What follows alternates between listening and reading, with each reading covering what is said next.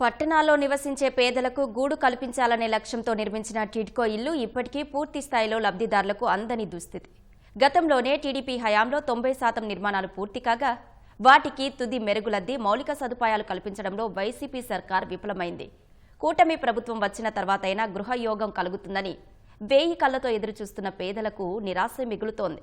ఫలితంగా కోట్ల రూపాయలు వెచ్చించి కట్టిన టిడ్కో గృహాలు అలంకారప్రాయంగానే మిగిలాయి.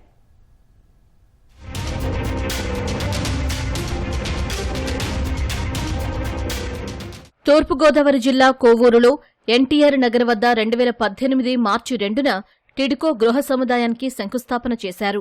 480 పేద కుటుంబాలు నివాసముండేలా G+3 విధానంలో సింగిల్ బెడ్రూమ్, డబుల్ బెడ్రూమ్ ఫ్లాట్లను 4 బ్లాకుల్లో నిర్మించారు. కోట్ల రూపాయలు వెచ్చించి నిర్మించిన టిడ్కో ఇళ్లు పిచ్చి మొక్కలు, పాముల పుట్టలతో నిండిపోయాయి. భవనాల రంగులు వెలసి, గోడలు బీటలు వారి, కిటికీల అద్దాలు పగిలి పాడుబడిన ఇళ్లలా మారాయి. నిర్మాణ సామగ్రి ఎండకు ఎండుతూ, వానకు తడుస్తూ అధికారుల నిర్లక్ష్యాన్ని ఎండగడుతోంది. కనీస వసతుల్లేవు. 8 ఏళ్లు గడుస్తోన్నా నేటికి లబ్ధిదారులు గృహప్రవేశం చెయ్యలేని పరిస్థితి.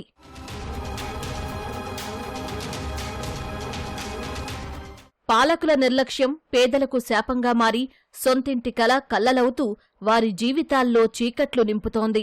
అప్పులు చేసి మరీ వాటా చెల్లించిన లబ్ధిదారులకు తీవ్ర నిరాశ ఎదురవుతోంది.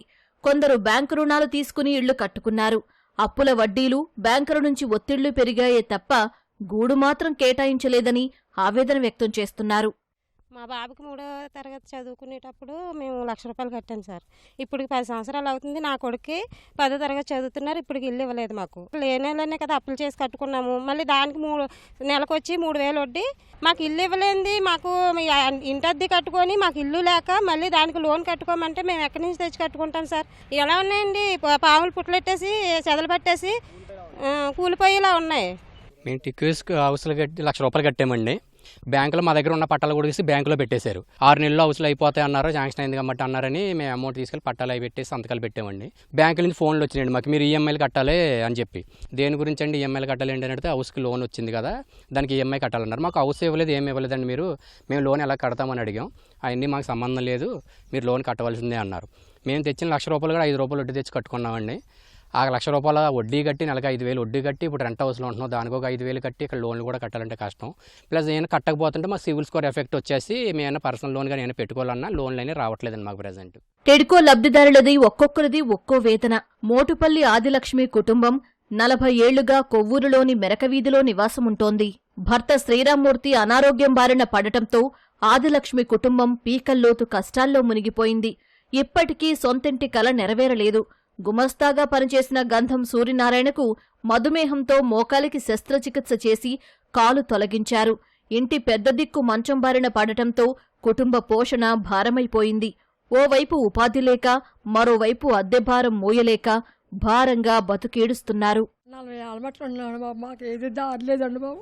అందరూ 4 ఆడపిల్లలు. నాకు ఒక అబ్బాయి చిన్నాడు అంటే తాపిల్ల కట్టి వెళ్తున్నాడు, కూలి పని చేసుకుంటున్నామండి. అందరి పిల్లలకి పెళ్లి చేశానండి బాబు. అలాగుండి ఇడ్లీ గట్ట అమ్ముకున్నాను, బాధపడ్డానండి బాబు. నేను ఈ పాపకి ఒంట్లో బాగోదండి, పిడిచి చదువు బస్సులు ఇస్తున్నారండి, 6 ఏళ్ళు ఇస్తున్నారు బస్సులు. ఇంకా రాలేదు, కడుతున్నాం అన్నారండి, కట్టారండి. మళ్ళీ ఇస్తామన్నారండి. అలాగే అయిపోయింది. ఇలాగ జగన్ గారు వచ్చారండి, ఆగిపోయింది అన్నారండి. మళ్ళీ జగన్ గారు వచ్చాక మళ్ళీ పట్టా ఇచ్చారండి. మళ్ళీ పట్టా తీసుకోమని ఆ పట్టా ఇంట్లో పెట్టి కూర్చొని ఉంటుంది. నేడు ఇచ్చి మాకు దీని కొంచెం వ్యాపారం డబ్బులు కట్టి పెట్టుబడి కట్టి ఏమైనా ఇప్పుడు అప్పులు చేశానండి. నేను బంగారం కూడా పెట్టేశానండి, తాగచెట్టేస్తున్నాను నేను బంగారం అంతా. మాకేం కాదు, ఇల్లు నేడే ఉండదు బాబు. మాకు 40 ఏళ్ళని కొవ్వూరు వచ్చండి. 40 ఏళ్ళ మట్టి అద్దెంట్లోనే ఉంటున్నామండి, అద్దె కట్టలేకపోతున్నామండి. నా పరిస్థితి ఏమో ఖాళీగా అండి. మా కోడలు చనిపోయిందండి, మనవరాలు కూడా మా దగ్గర ఉంటుందండి. హార్ట్ ఆపరేషన్ అయిందండి. అది ఇల్లు ఇచ్చి ఏమన్నా దీనికి 4 ఏళ్ళకి ఏమైనా పెంచితే జాయిగా చేసుకుంటామండి. టిడ్కో ఇల్లుకి ₹1,00,000 కట్టామండి. నేను సంవత్సరాల పై కూడా అయిందండి. ఇప్పుడు వచ్చి మాకు ఏ దారి ఇల్లు ఇవ్వటం కానీ ఇది చేయండి.